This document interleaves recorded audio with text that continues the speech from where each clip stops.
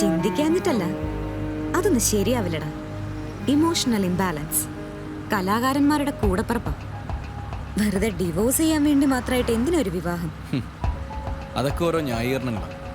പരസ്പര വിശ്വാസവും സ്നേഹവും ഉണ്ടെങ്കിൽ എന്ത് ഇമോഷണൽ ഇംബാലൻസ്? ஐயோ காலை எவ்வளோ டிராஃபிக், எப்படியே க்ரோஸ் பண்ண. എവിടെ നോക്കിയിട്ടാണോ നടക്കുന്നത്? அது வந்து சார் വല്ലതും പറ്റിയോ നിനക്ക്? இல்லை சார், பரவாயில்ல சார். നോക്കി നടക്ക്. சரி சார், இந்த காலையில் ஏவ மூஞ்சிலே முழிச்சது தெரியல. നിക്ക്. അയാളുടെ ശ്രദ്ധയൊന്ന് പാളിയിരുന്ന ആ പയ്യന്റെ കാര്യം കുഴഞ്ഞനെ. ഹലോ, എന്തായി? വക്കച്ചൻ മന്ത്രിയാകാനുള്ള യാത്രയിലാണ്. He's pretty confident. ഒരു സിനിമയിൽ മോഹൻലാൽ പറയുന്നത് പോലെ പരാജയത്തിന് തൊട്ട് മുമ്പ് വരെ ആത്മവിശ്വാസം വളരെ നല്ലതാണ്. അത് യോധയിലല്ലേ? അതൊക്കെ അറിയാം. കേരളത്തിന്റെ സാംസ്കാരിക വകുപ്പ് മന്ത്രി ആരാടി? PC George. എന്തൊരറിവ്! ഞാനിനി എന്താ സർ ചെയ്യേണ്ടത്? അരക്കില്ലം. അരക്കില്ലമോ?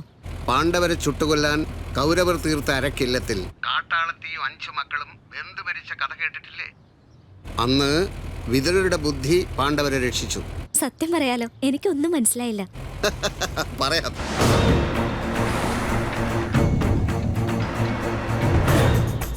ആളെ ഞാൻ കോടതിയിൽ എത്തിച്ചാ മതിയോ? മറ്റേതവസരത്തിലും അത് മതിയായിരുന്നു. പക്ഷേ ഇപ്പൊ അത് പോരാ. മാക്സിമം ഒരു 9:30 മണിക്കുള്ളിൽ ഞാൻ കോട്ടയത്ത് എത്തിക്കൊള്ളാം.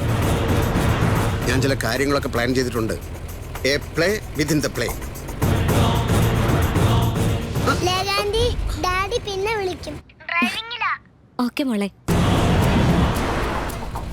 ആ കാർ കുറെ നേരമല്ലേ പുറകെ കിടന്ന് കളിക്കുന്നു, അതിന് സൈഡ് കൊടുത്തൂടെ? ആ കാറ് മുന്നിൽ കടന്നു പോവില്ല. അതെനിക്കുള്ള എസ്കോട്ടാ. ആരാ അവര്? കണ്ടിട്ട് നിന്റെ ആങ്ങളമാരാണെന്ന് തോന്നുന്നു. നല്ല കൺട്രി ലുക്ക്.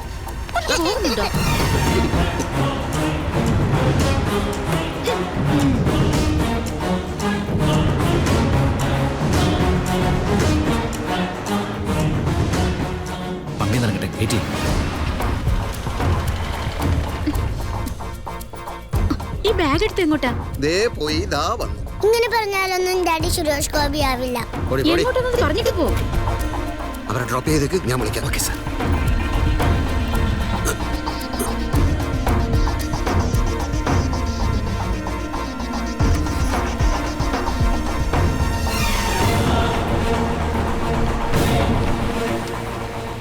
ഹലോ, ഒരു 10 അടി.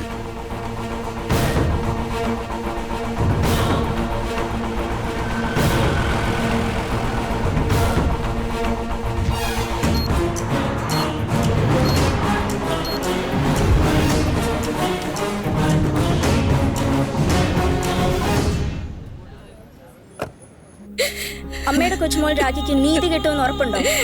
എന്റെ മോക്ക് നീതി ലഭിക്കണമെന്ന്, അവളൊന്ന് എഴുന്നേറ്റ് നടക്കണമെന്ന് ദൈവത്തോട് ഞാൻ പ്രാർത്ഥിക്കുന്നു. ഇത് കൂടുതലൊന്നും എനിക്ക് പറയാനില്ല. മുഹമ്മദ്, മാനേജറെ കണ്ടിരുന്നില്ലേ? ബില്ലില് 10% കുറച്ചു തരാന്ന് പറഞ്ഞിട്ടുണ്ട്. ഒരു ഡോക്ടർ എന്ന നിലയിൽ ചെയ്യാവുന്നതെല്ലാം ഞാൻ ചെയ്തിട്ടുണ്ട്. ഇനി മോളുടെ ഓപ്പറേഷൻ നീട്ടിവെക്കുന്നത് റിസ്ക് ആണ്. സോ ഇന്ന് തന്നെ ബാക്കി എമൗണ്ട് അടയ്ക്കണം. ഓപ്പറേഷൻ നടന്നില്ലെങ്കിൽ ഇന്ന് തന്നെ പേഷ്യന്റിനെ ഡിസ്ചാർജ് ചെയ്യാനാണ് മാനേജ്മെന്റിന്റെ തീരുമാനം. ഡോക്ടറെ, യെസ്. ഇന്ന് എന്റെ പാത്തുവിന്റെ ബർത്ത്ഡേയാ. താങ്ക്സ്.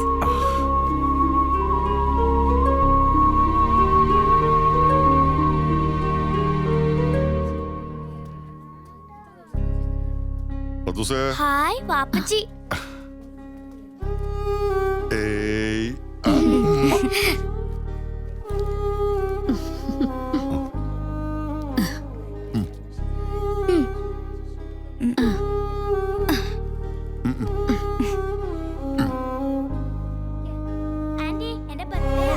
ഡോക്ടറെ കണ്ടായിരുന്നോ? കണ്ടായിരുന്നു. ഇന്ന് പണം അടച്ചില്ലെങ്കിൽ മോളെ ഡിസ്ചാർജ് ചെയ്യണമെന്നാ പറയുന്നത്. പെട്ടെന്ന് എന്ന് ചോദിക്കുമ്പോ എല്ലാവരും കൈമലത്തുക. ഇനി എന്താ ഒരു വഴി? 2 വഴികളുണ്ട് എന്റെ മുന്നിൽ. ഏതെങ്കിലും ഒന്ന് ശരിയാവും. എനിക്ക് 2 വേണം. മോളുടെ ഈ കളിയും ചിരിയൊക്കെ കാണുമ്പോൾ എൻ്റെ ചങ്കലക്കുക. ഇനി ഇവിടെ വന്നു കഴിഞ്ഞാൽ ഞാൻ കരയുന്ന മോള് കാണും. ചേട്ടെ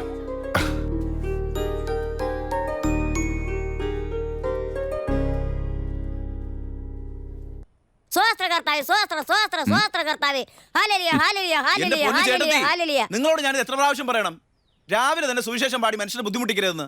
ദേ ഇങ്ങനെ ഇടുന്ന ഒച്ച വെച്ചാലൊന്നും കർത്താവ് മേലെന്ന് വരാൻ പോകുന്നില്ല. ഓ, രാവിലെയുള്ള പ്രാർത്ഥന അതെനിക്ക് ശീലമാണ്. അതിന് പോലീസ് അല്ല പട്ടാളം എന്ന് പറഞ്ഞാൽ ഞാൻ നിർത്തിയല്ല. ബുദ്ധിമുട്ടാണെങ്കിലേ എന്നെ അങ്ങോട്ട് പറഞ്ഞു വിട്ടേ. നാശം. അയ്യോ നില്ലൂഞ്ഞ പിണങ്ങിപ്പോയാടാ.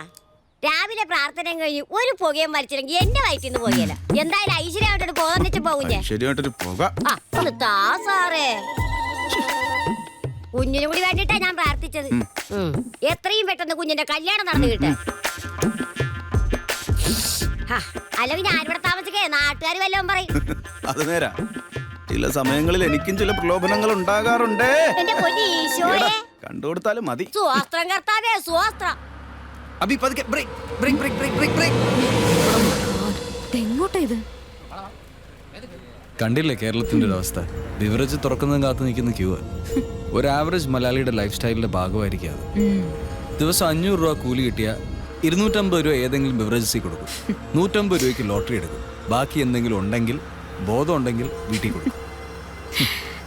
പ്രവാസിയാണെങ്കിലും തന്റെ observation about Kerala is absolutely right.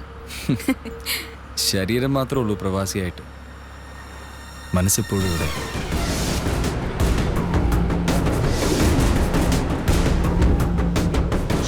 Hello. കളിക്കാൻ തന്നെ അവരുടെയും തീരുമാനം. രാവിലെ എനിക്ക് എസ്കോട്ട് ഉണ്ടായിരുന്നു. അവന്മാരെ ഞാനങ്ങ് കമിഴ്ത്തി.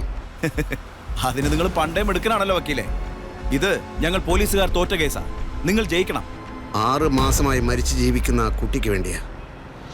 ഇനിയും രാഖിയെപ്പോലുള്ള പെൺകുട്ടികൾ ഉണ്ടാകാതിരിക്കാൻ പെൺമക്കളുള്ള എല്ലാ മാതാപിതാക്കളുടെയും പ്രാർത്ഥനയുണ്ടാവും നമുക്ക്. Okay, best of luck. ഇത് കേരള ലോട്ടറി സാർ. ഒന്നേ ഒന്ന് എടുക്കട്ടെ സാർ.